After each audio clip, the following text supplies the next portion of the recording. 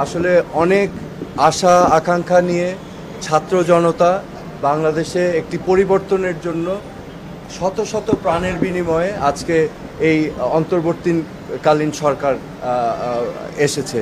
তো আমাদের এই সরকারের কাছ থেকে প্রত্যাশা অনেক বেশি। হ্যাঁ, আমরা চাই যে একটি গণতান্ত্রিক সমৃদ্ধশালী প্রগতিশীল বাংলাদেশ যাতে ভবিষ্যতে আমরা পাই। আমাদের বংশধর, আমাদের ছেলে মেয়ে, আমাদের নাতি নাতনি সবাই যেন একটি সুন্দর বাংলাদেশ পায়, সেই প্রয়াসেই কিন্তু এত মানুষের আত্মত্যাগ, ছাত্র জনতার এই অভ্যুত্থান। সো আমি ব্যক্তিগতভাবে এই সরকারের সাফল্য কামনা করছি এবং আমি মনে করি যে কোনো ভালো কাজ, একটি রাষ্ট্র গঠনের কাজ বা পুনর্গঠনের কাজের সবচেয়ে বড় অংশ হচ্ছে আইন শৃঙ্খলা রক্ষা করা। বিকজ গুড গভর্নেন্স বা সুশাসন পেতে হলে রুল অফ ল বা আইনের শাসন অত্যাবশ্যক। সো আমি ব্যক্তিগতভাবে এখানে এসেছি আমার একটা বিষয় নিয়ে। আমাকে বেশ কিছুদিন ধরে বিভিন্ন মহল থেকে হুমকি দেওয়া হচ্ছে, আমার প্রাণের উপর হুমকি এসেছে।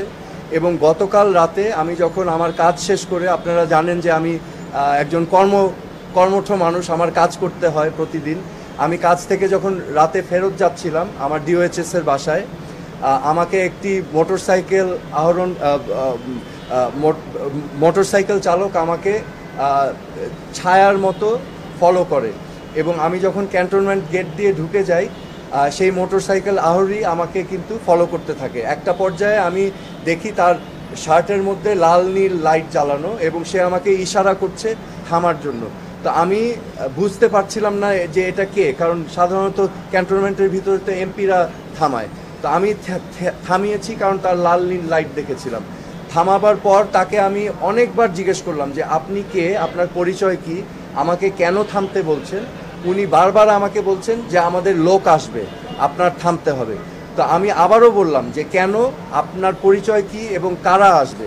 তো এক পর্যায়ে আমি তাদের জিজ্ঞেস করলাম আপনি কি আমাকে চিনতে পেরেছেন। উনি বলল হ্যাঁ আপনাকে চিনতে পেরেছি, আপনি সোহেল তাজ। তখন আমি আরও পাজলড হয়ে গেলাম যে সে তো আমাকে চেনে। তো আবার জিজ্ঞেস করতে থাকলাম, এরকম অনেকবার জিজ্ঞেস করার পর আমি গাড়ি সাইড করে রেখেছি। তাকে ফোনে বলতে শুনলাম যে হ্যাঁ উনি জাহাঙ্গীর গেট দিয়ে ঢুকে গিয়েছে, আপনারা এখানে এই লোকেশনে আসেন। না জাহাঙ্গীর গেট দিয়ে ঢুকে গেছেন, উনি ক্যান্টনমেন্টে ঢুকেছেন।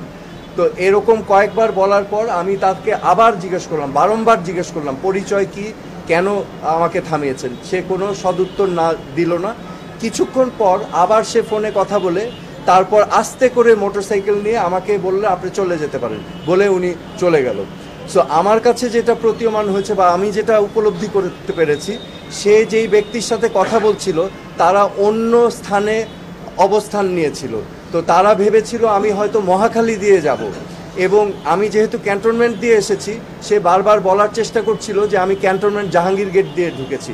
সো এটা আমি মনে করছি, আমার অনুমান যে এখানে একটা দুরভিসন্ধি ছিল, এখানে একটা দুর্ঘটনা বা অঘটন ঘটাবার পরিকল্পনা ছিল।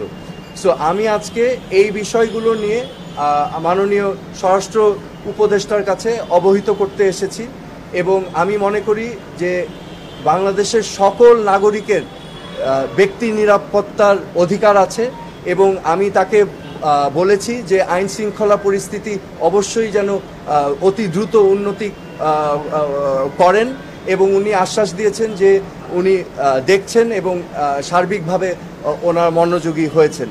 এবং আমার যে বিষয়টা দেখেন, আমি একজন সাধারণ নাগরিক বর্তমানে, কিন্তু আমার একটা পরিচয় আছে। তো এই পরিচয়ের কারণে অনেক মহল থেকে কিন্তু অনেক কিছু করারই হয়তো প্রয়াস থাকতে পারে।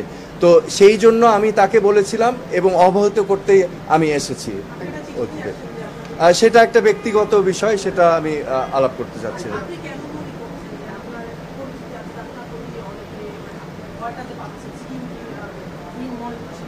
দেখেন, আমি নিজেকে সাধারণ নাগরিক মনে করি। আমি নিজে আমার নিজের গাড়ি চালাই, আমার ড্রাইভার নাই, আমি নিজেই যাতায়াত করি। আমি চেষ্টা করি একদম সাধারণ মানুষের মতোই চলাফেরা করতে। আমার একটা ফিটনেস সেন্টার আছে, আমি সেখানে কাজ করে আমি আমি আমি আমার দিন চালাই। হ্যাঁ, তো আমি অনেস্টির সাথে আমি কাজ করেছি। আমি যখন স্বরাষ্ট্র প্রতিমন্ত্রী ছিলাম, আমার দায়িত্ব আমি নীতির সাথে, আদর্শের সাথে, সততার সাথে আমি পালন করতে চেয়েছি। আমি অন্যায়, অনিয়ম, দুর্নীতির বিরুদ্ধে সোচ্চার ছিলাম এবং পদক্ষেপ নেওয়ার চেষ্টা করেছি। পরবর্তীতে আমি পদত্যাগ করার পরেও সময়ে সময়ে কিন্তু আমার উপরে নানাভাবে নানা কিছু করা হয়েছিল।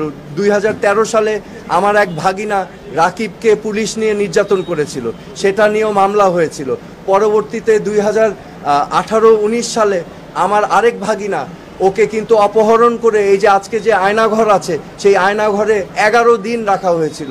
আমি কিন্তু সে সময় প্রতিবাদ করেছিলাম গুম, খুন, হত্যার বিরুদ্ধে, এবং আমি অনেক কষ্ট করে, অনেক কায়দা করে আমার ভাগিনাকে উদ্ধার করে এনেছিলাম। এবং আমি সেই সময় কিন্তু বারবার বলেছিলাম এরকম ঘটনা ঠিক না, এরকম ঘটনা যেন আর কোনোদিনও বাংলাদেশের মাটিতে না হয়।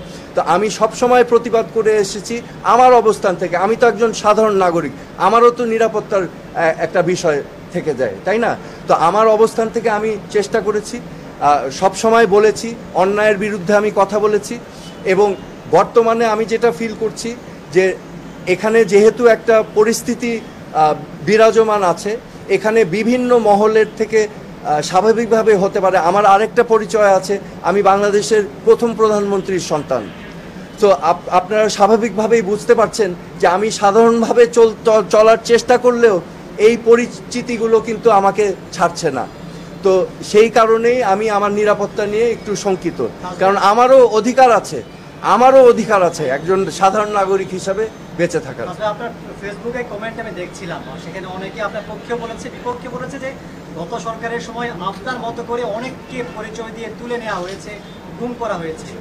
সেই সময় থেকে তো ট্রেন্ডটা চালু হয়েছে। আগের সরকারকে যেটা করেছে, আপনার কাছে কি মনে হয় সেই ধারাবাহিকতায় কি আসছে? বা এই ঘটনা যেগুলো ঘটেছে আমি সুস্পষ্টভাবে আগেও বলেছি, হত্যা, গুম, নির্যাতন, মানুষের গণতান্ত্রিক অধিকারকে বিলুপ্ত করা, এগুলোকে আমি কোনোদিনও সাপোর্ট করিনি। এবং আমার অবস্থান থেকে আমি সবসময় এটার প্রতিবাদ করে এসেছি যতটুকু পেরেছি আমি, কারণ আমারও নিরাপত্তার বিষয় ছিল।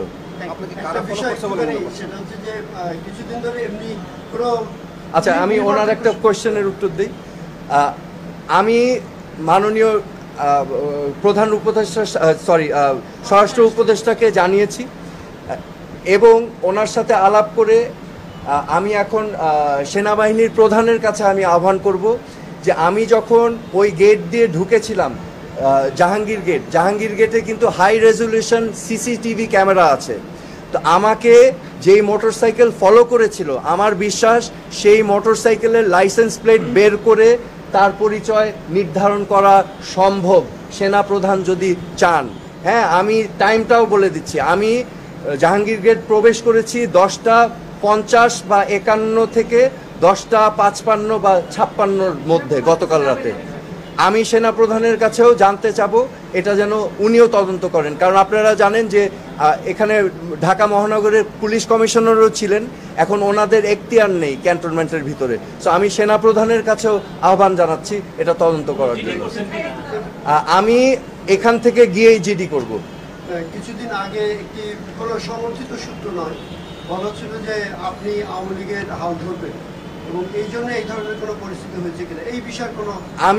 আমি আমার কথা স্পষ্ট, আমি বারবার বলেছি আমার রাজনীতিতে আসার কোনোই আগ্রহ নাই। এই পচা, নোংরা, নষ্ট রাজনৈতিক কালচারে আমি আসার ইচ্ছুক না।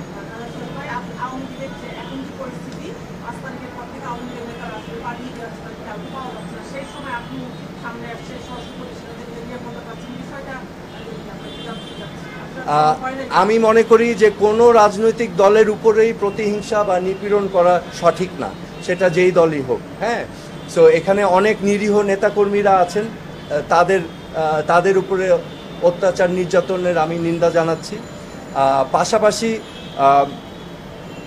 আমি আওয়ামী লীগকে বলবো এবং সকল রাজনৈতিক দলকে বলবো, একটু আত্মসমালোচনা এবং আত্ম উপলব্ধি করে অনুশোচনাটা খুবই প্রয়োজন ভবিষ্যতে এগিয়ে যাওয়ার জন্য।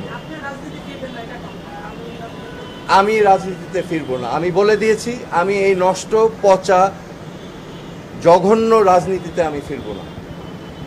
Thank you. Thank you.